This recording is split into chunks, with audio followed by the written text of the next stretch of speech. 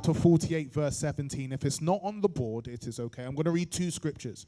The first one is Isaiah 48, 17. And the second one is Exodus chapter 13, verse 21 and 22. But the first one is Isaiah 48, 17. And this is the Lord again speaking to the people of Israel. And this is the Lord again speaking to Praise Gate Temple. And this is what the Lord says over his people. This is what the Lord says concerning you, your Redeemer, the Holy One of Israel. I am the Lord your God, who teaches you what is best for you and directs you in where you should go. Now, Exodus chapter 13, verse 21 and 22.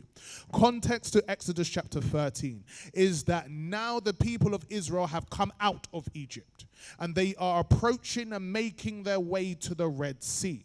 And this is what God promises Moses that he will do along their travels. And it says, by the day the Lord went ahead of them in a pillar of cloud. Some of your translation may say a pillar of smoke, to guide them on the way. And by night, a pillar of fire to give them light. Verse 22, so that they could travel day or night.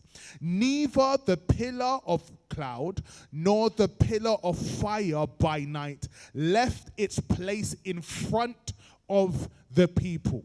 That is very, very important. The pillar of cloud and the pillar of fire was always in front of the people of Israel. I'll say it again. The pillar of cloud and the pillar of fire was ahead of the people. In other words, the grace of God was ahead of them. The grace of God was leading them.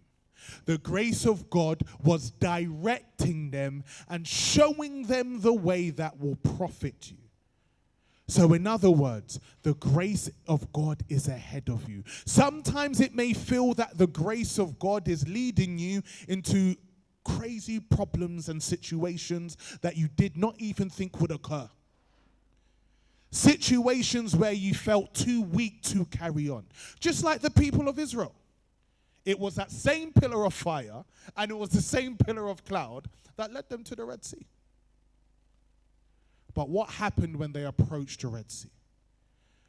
God still led them through the Red Sea. So what's the revelation here? The revelation is that the grace of God isn't there to help you go around your problems or to go under or to go above. You have to go through your problem to understand how sufficient the grace is. It is hard. It is extremely difficult. You want to throw in the towel.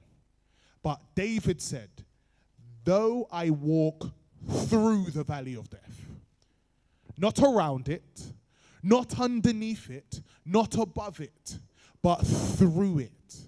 It is only when you go through that problem or situation, you will understand the strength and the efficiency of the grace of God. And all of us have first-hand experience of that. You have been through your problems. You have been through your trials. You have been through your situations. In other words, that boss has been irritating you all year. As soon as 2024 hit, 2024 is coming to the end and your boss is still irritating you. They will ignore everybody else but come to you. You have struggled to provide sometimes for your household and for your family. But because of that struggle, you have seen God provide for you every single time. So in other words, the third thing that the grace does, the grace of God directs you. Number one, the grace of God carries you.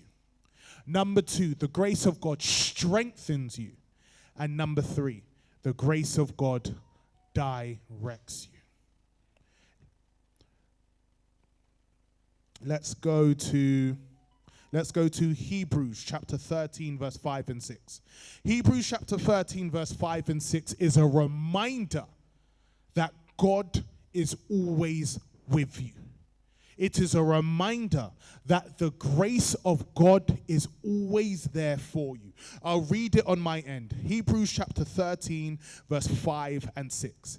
It says, let no conversation be without covetousness, but be content with such things as you have. For he has said, I will never leave you nor forsake you, so that we may boldly say, the Lord is my helper, and I will not fear. So in other words, the reason why you have been brought this far by the grace of God is because the grace of God I'm not old yet, but I am young, and I have never seen the Lord forsake me, nor my